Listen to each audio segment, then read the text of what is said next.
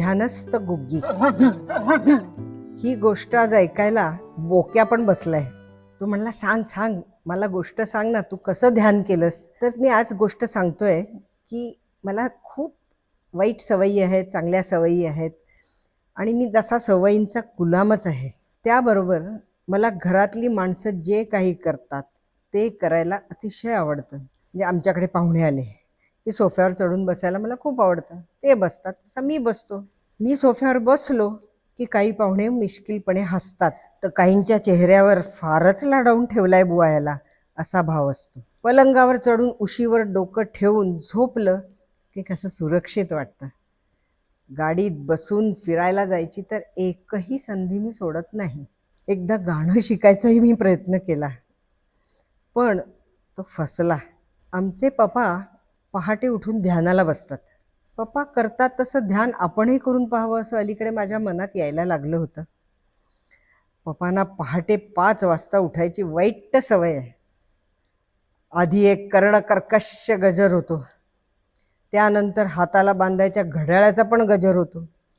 मम्माच्या साखर झोपेचा सत्यानाश होतो, पण ती कूस बदलून झोपून जाते. गजरांच्या आवाजानंतर इतर अनेक बारीक सारीक आवाज करून झाले की पप्पा दुसऱ्या खोलीत जातात. तिथून मग ओम ओम असा आवाज ऐकू येऊ लागतो. मधल्यामध्ये माझ्या झोपेचंही खोबरं होतं.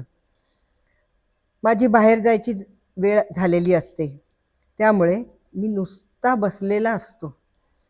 एक दिवस मी उठून हळूच पप्पांच्या खोलीत डोकावून पाहिलं. बघूया तरी काय करतात ते. पप्पा छानपैकी मांडी घालून बसले होते. त्यांचे डोळे मिटलेले होते, त्यामुळे त्यांना मी खोलीत आलोय हेही कळलं नाही. किती शांत दिसतायत पप्पा, माझ्या मनात आलं. हल्ली आमच्याकडे येणाऱ्या लोकांपैकी बरेच जण टेन्शन, स्ट्रेस, योगा, मेडिटेशन असे शब्द वापरून बोलत असतात असं माझ्या लक्षात आलं होतं. योगा केला की म्हणे तब्येत छान राहते, ध्यान मेडिटेशन केलं की डोकं शांत राहतं, असं परवाच कोणीतरी पाहुणे आले होते, त्यांना बोलताना मी ऐकलं. तशी 1-2 आसनं मलाही करता येतात.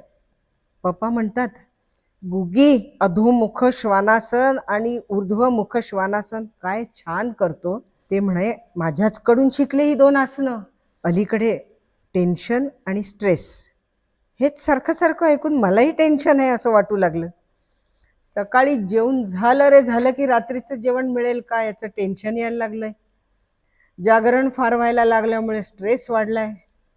मम्मा पप्पांनी बॅग भरायला घेतली की पुढचे काही दिवस एकटं राहावं लागणार याचंही टेन्शन येतं. म्हणूनच मी ठरवलं की पप्पांबरोबर आपणही ध्यान करायचं, म्हणजे मन शांत होईल. हळूच नखांचा आवाज न होऊ देता मी पप्पांच्या खोलीत शिरलो. त्यांच्या मागे जाऊन गुपचूप बसलो. डोळे मिटून घेऊन ध्यानाला सुरुवात केली. आणि कोणीतरी मारी बिस्किटांचा हार माझ्या गळ्यात घालतंय असं अचानक डोळ्यांसमोर येऊ लागलं. न कळत माझ्या तोंडातून लाळ गळू लागली. मी हळूच डोळे किलकिले करून पाहिलं, पण बिस्किटांचा हार कुठेच नव्हता. पुन्हा डोळे मिटून मी ध्यानाला सुरुवात केली. शेजारचा सुलतान एक भलं मोठं हाड चघळत बसलाय हे दृश्य माझ्या बंद डोळ्यासमोरून काही केल्या जाईना आणि मन काही शांत होईना. हळूच डोळे उघडून पाहिले तर सुलतान, त्याच्या तोंडातलं हाड यापैकी तिथे काहीच नव्हतं. फक्त पप्पा ध्यानात बसले होते एवढंच दिसत होतं. कसं कोण जाणे, पण माझ्या मनाने एकदम उचल खाल्ली आणि मी डायरेक्ट जवळ असलेल्या मॉलमध्ये पोचलो. ध्यान करता करता पायऱ्या उतरून तिथल्या केक आणि आईस्क्रीमच्या दुकानाबाहेर उभे राहिलो. माझ्याकडे कुणाचंच लक्ष गेलं नाही, कारण सगळे केक आणि आईस्क्रीम मध्येच दंग होते. मला सगळ्यांच्या पाठीच दिसत होत्या. हीच संधी साधून मी आत गेलो. एका बाईचे पैसे वगैरे देऊन झालं होतं आणि ती वळली. मूर्खच होती ती. अशी किंचाळली मला पाहून की मीही घाबरून दुकानात इकडे तिकडे पळू लागलो. मग काय विचारता, सगळ्यांचे आईस्क्रीम केक सगळं जमिनीवरच पडलं, माझ्या पथ्यावरच पडलं. मी एक एक करत सगळं फस्त करत होतो. एवढं खाल्लं की एकदम ढेकरच आला. आणि त्या आवाजाने पप्पा जागे झाले.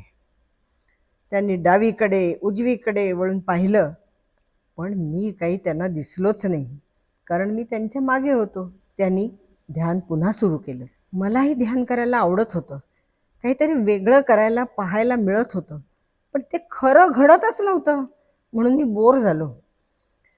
काय वाटेल ते झालं तरी ध्यानात घडलेल्या गोष्टी प्रत्यक्षात घडतील का, असाच विचार माझ्या डोक्यात येऊ लागला. 2-4दा डोकं झटकलं, पण नाही, मन काही स्वस्थ होईना. अचानक कानाखाली खाजतंय असं वाटू लागलं. थोडा वेळ दुर्लक्ष केलं, पण मग राहावेच ना. शेवटी खास खास खास खास करून खाजवून घेतलं. पप्पांना वाटलं त्यांच्या कानामागे डास फिरतायत. ते कानामागे हात वेडेवाकडे फिरवू लागले. मी पुन्हा डोळे गच्च मिटून घेतले. किती वेळ गेला कोण जाणे. माझा एकदम तोलच गेला आणि मी पप्पांच्या अंगावर पडलो. बहुतेक मला डुलकी लागली होती ध्यान करता करता. पप्पा पटकन उठले. पहाटे सुद्धा कोणी मला शांत बसू देतील तर शपथ असं कडाडले. आता मात्र त्यांचं लक्ष माझ्याकडे गेलं. तू इथे काय करतोयस, त्यांनी मला विचारले. आणि पडलास कसा. मी काय उत्तर देणार यावर. मी फक्त त्यांना चाटून काढलं. पप्पा शांत झाले. त्यांनी प्रेमाने मला जवळ घेऊन विचारलं, गुग्गी, तू पण ध्यान करत होतास, पण तुला काय गरज आहे, तूच तर एक ध्यान आहेस. मला पाहून पप्पांचं टेन्शन आणि त्यांना पाहून माझं टेन्शन गायब झालं आणि दोघंही आपापल्या कामाला लागलो. तात्पर्य हेच की माझ्यासारखा छानसा कुत्रा पाळा, मला पाहून तुमचं टेन्शन गुल.